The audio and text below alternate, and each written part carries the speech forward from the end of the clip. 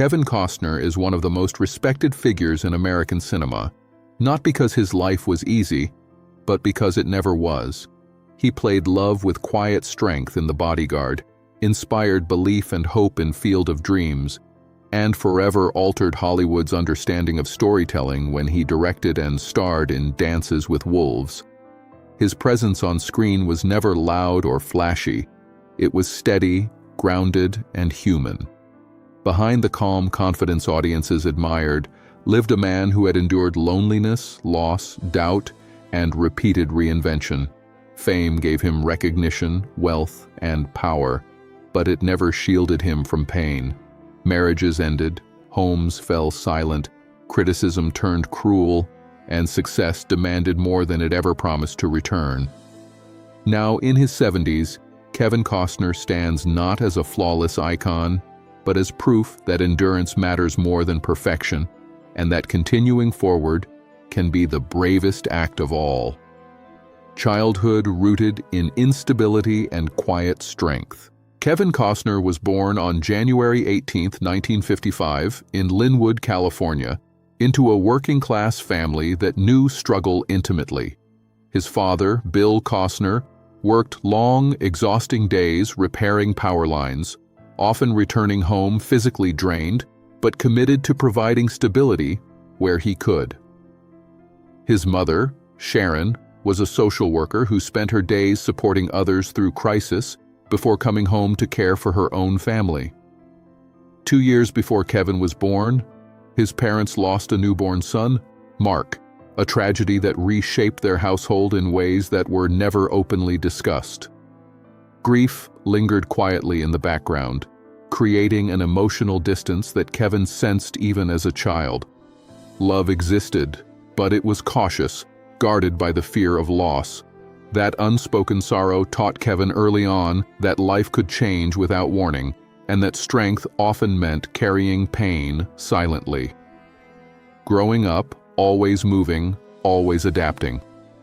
Kevin's childhood was defined by constant movement. His family relocated frequently across California, chasing work and the promise of stability that always seemed just out of reach. Each move meant leaving behind friendships before they could deepen and starting over in classrooms where he felt unseen. He was shy, reserved, and rarely noticed by teachers or peers. Popularity never found him, and he learned to observe rather than speak, to imagine stories rather than share them. While other children formed lasting bonds, Kevin grew used to temporary connections. Church choir became one of the few places where he felt acknowledged, where his voice mattered, even briefly. Those early years taught him resilience, patience, and the ability to endure discomfort without complaint. By the time he graduated high school, Kevin had already learned how to survive instability, loneliness, and emotional uncertainty, skills that would later shape both his career and his private life. Choosing the uncertain path over comfort. After college, Kevin Costner did what many believed was the responsible thing.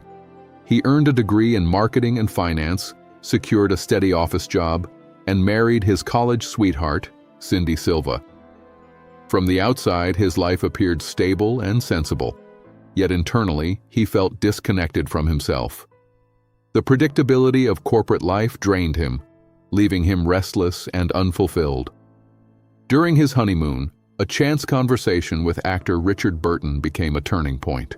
When Kevin shared his secret dream of acting, Burton encouraged him without hesitation. That moment gave Kevin the courage to face what he had been avoiding. He left his job, knowing many would see it as reckless, and committed himself fully to a future that offered no guarantees. Rejection, poverty, and the long wait for belief. Hollywood did not reward Kevin Costner's bravery with immediate success. Instead, it tested him relentlessly. He worked odd jobs just to survive, cleaning boats, driving trucks, and leading tours of celebrity homes while struggling to afford his own rent. Casting calls ended in rejection, sometimes without him even being seen. He walked long distances to save money, endured cold nights in underheated apartments, and questioned his choices more times than he could count. Early film roles offered little reassurance, and when scenes he filmed were cut entirely from The Big Chill, he watched the premiere knowing the audience would never know he had been part of it. Years passed like this, marked by disappointment and quiet perseverance. What kept him going was not optimism, but endurance. He had learned long ago how to start over, and he refused to let failure define him. The door finally opens with persistence. In 1985, after years of struggle, Kevin's persistence was finally rewarded when he was cast in Silverado.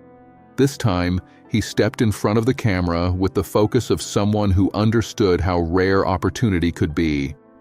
Audiences noticed his quiet intensity, and Hollywood took note. Success did not arrive overnight, but momentum began to build. He followed with The Untouchables, a film that showcased his restrained strength and earned widespread acclaim. For the first time, Kevin felt seen, not just as an actor, but as a presence capable of carrying meaning. Recognition brought relief, but it also introduced pressure. Expectations replaced invisibility, and he now had something to lose. Becoming a symbol of hope on screen, the late 1980s transformed Kevin Costner into a cultural figure. Bull Durham connected him with sports fans, while Field of Dreams elevated him into something larger than a movie star. His performance resonated deeply, reminding audiences of belief, redemption, and the quiet power of hope. The famous line, "If you build it, he will come," became a cultural touchstone. Yet Kevin did not want to stop at acting. He wanted to tell stories that mattered. That desire led him to the greatest risk of his career, defying Hollywood with Dances with Wolves. In 1990, Kevin directed and starred in Dances with Wolves, a project many studios dismissed as impractical and risky. A long Western partially spoken in the Lakota language defied every commercial expectation of the time. Production challenges were immense and financial pressure mounted. Kevin invested not only money but his reputation, knowing failure could end his career. When the film was released, it did more than succeed. It transformed the industry. Winning 7 Academy Awards, including Best Picture and Best Director, it validated Kevin's belief that honest storytelling still mattered. Yet triumph brought new weight. Success amplified scrutiny, and every future decision became a test he was expected to pass flawlessly. When success turns into public punishment. At the height of his fame, Kevin Costner faced a turning point that nearly broke him. Waterworld became a symbol of excess and risk in the public eye, despite the genuine effort and danger involved in its production. Near-death experiences on set were ignored as headlines focused on budget overruns and mockery. Later, The Postman faced harsh criticism, further damaging his reputation. Hollywood, once welcoming, became distant. Offers slowed and silence returned, this time louder and more painful than before. Yet Kevin did what he had always done. He endured. He returned with Open Range, a quiet, character-driven film that restored respect and reminded audiences of his sincerity. Reinvention through Yellowstone and New Purpose. When many believed his era had passed, Kevin found new life through Yellowstone. As John Dutton, he embodied resilience, loyalty, and moral complexity. The role resonated deeply with audiences, making the show one of the most watched dramas on television. At an age when many actors slow down, Kevin experienced renewal. He used that momentum to pursue Horizon, a deeply personal project he funded largely himself. He no longer measured success by applause alone, but by integrity and purpose. Risk no longer frightened him. Stagnation did. Love, marriage, and the cost of ambition. Kevin Costner's personal life reflected the same tension as his career, deep love challenged by distance and ambition. His first marriage to Cindy Silva lasted 16 years and produced 3 children. Cindy supported him through obscurity, rejection, and uncertainty, often carrying the weight of family life alone while Kevin worked. As fame grew, so did the strain. Time apart, constant travel, and emotional distance eroded their bond. Their divorce in 1994 was painful and public, but they chose mutual respect, prioritizing their children above resentment. Kevin later acknowledged that success came at a cost he did not fully understand until it was too late. Fatherhood beyond romance. After his divorce, Kevin became a father again under unexpected circumstances. His son Liam was born in 1996, and Kevin accepted responsibility fully, ensuring presence, stability, and care. This chapter of his life was quiet, defined not by headlines but by accountability. Fatherhood grounded him during a time of emotional uncertainty and reminded him that even when relationships end, responsibility remains. A second marriage and another lesson in balance. Kevin later married Christine Baumgartner, with whom he shared nearly 2 decades and 3 children. For a time, their life offered the stability Kevin had long sought. Yet career demands resurfaced, pulling him away once again.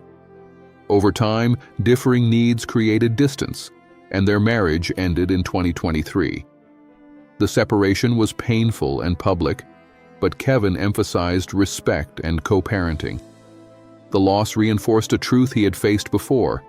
Success cannot replace presence, and ambition must be balanced carefully with love, loss, grief, and the weight of time. As Kevin aged, loss became more frequent. The deaths of his parents marked the end of a foundational chapter, leaving a quiet absence only a child can understand. The passing of Whitney Houston affected him deeply, reminding him of vulnerability behind talent. Friends, collaborators, and mentors faded from his life, one by one. These losses reshaped his understanding of time and purpose. Grief softened him, deepened his empathy, and influenced the stories he chose to tell. Health, aging, and legacy. At 70, Kevin Costner continues working despite physical strain and fatigue. Age has slowed him, but not stopped him. He divides his time between his ranch in Aspen and his coastal home in Santa Barbara, finding peace in simplicity. More than wealth or recognition, family matters most now. As a father of 7, he strives to remain present, aware that time cannot be reclaimed. He understands that legacy is not built through awards alone, but through resilience, honesty, and showing up again and again. A life defined by endurance. Kevin Costner's life is not a story of uninterrupted triumph, but of persistence through loss, failure, and reinvention. He has risen, fallen, and risen again, each time carrying the lessons of the past. His true legacy lies not in box office numbers or statues, but in endurance, the ability to continue when the world turns away. He once said that success is simply showing up again.